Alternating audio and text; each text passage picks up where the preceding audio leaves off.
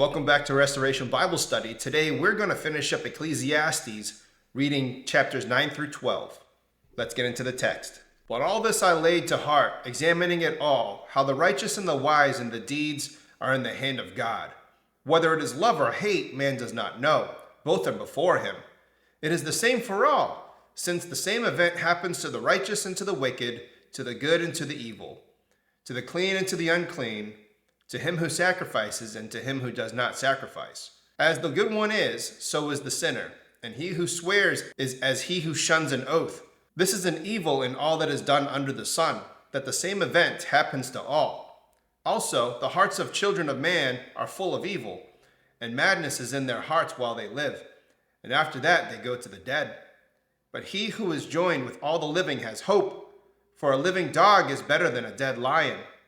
For the living know that they will perish, but the dead know nothing. They have no more reward, for the memory of them is forgotten. Their love and their hate and their envy have already perished. Forever they have no more share in all that is done under the sun. Go, eat your bread with joy, and drink your wine with a merry heart, for God has already approved what you do. Let your garments always be white. Let not oil be lacking on your head.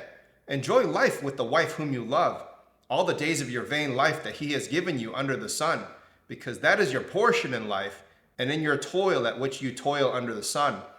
Whatever your hand finds to do, do it with your might, for there is no work or thought or knowledge or wisdom in Sheol to which you are going. Again, I saw that under the sun the race is not to the swift, nor the battle to the strong, nor the bread to the wise, nor riches to the intelligent, nor favor to those with knowledge. But time and chance happen to them all, for man does not know his time. Like fish that are taken in an evil net, and like birds that are caught in a snare, so the children of man are snared at an evil time, when it suddenly falls upon them. I have also seen this example of wisdom under the sun, and it seemed great to me. There was a little city with few men in it, and a great king came against it and besieged it, building great siege works against it. But there was found in it a poor, wise man, and he by his wisdom delivered the city. Yet no one remembered that poor man. But I say that wisdom is better than might, though the poor man's wisdom is despised and his words are not heard.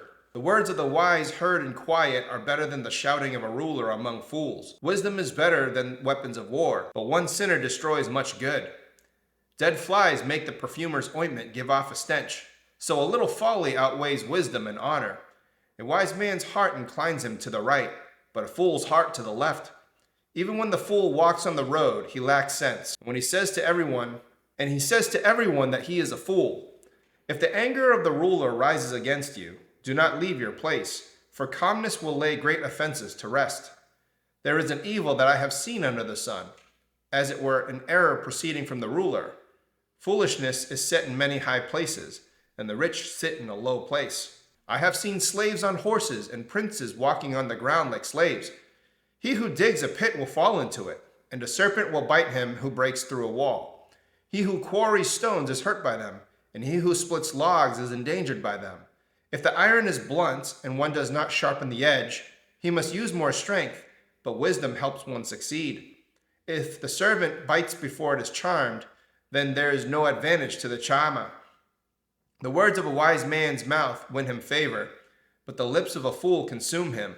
The beginning of the words of his mouth is foolishness, and the end of his talk is evil madness. A fool multiplies words, though a man knows what it is to be. And who can tell him what will be after him?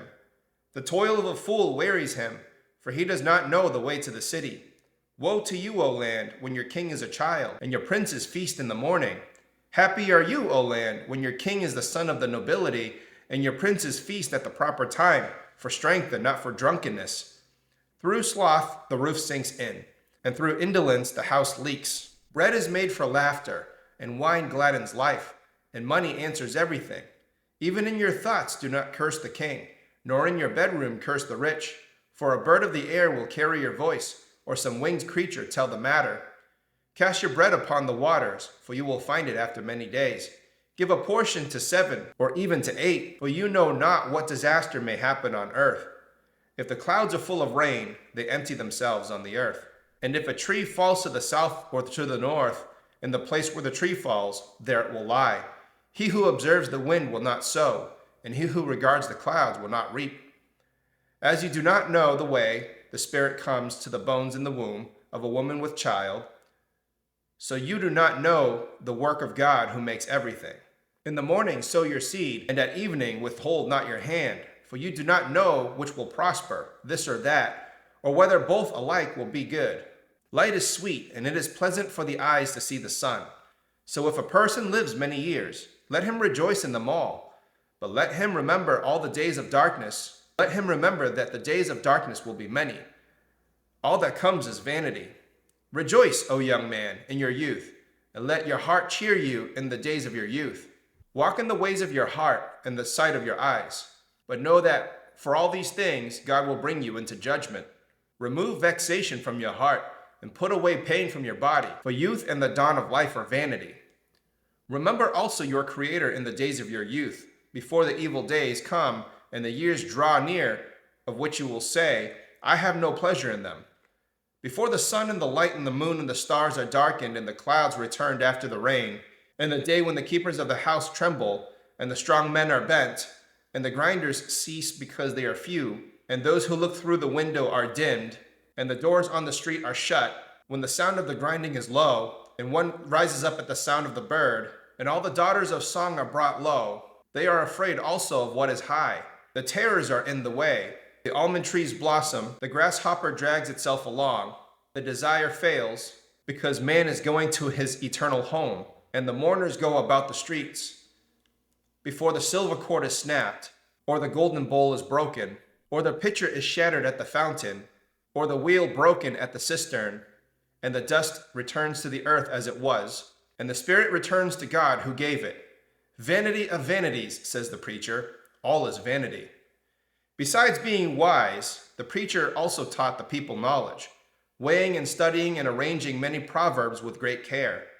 And the preacher sought to find words of delight, and uprightly he wrote words of truth.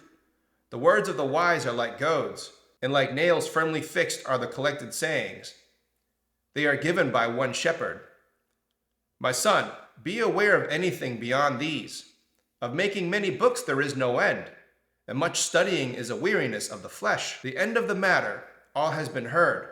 Fear God and keep his commandments, for this is the whole duty of man. For God will bring every deed into judgment, and with every secret thing, whether good or evil. That is the reading of Ecclesiastes chapters 9 through 12. Thank you guys so much for listening. Please like, share, and subscribe. Go to the commentary video where I break these chapters down. I'll see you in the next video where I summarize the book of Ecclesiastes.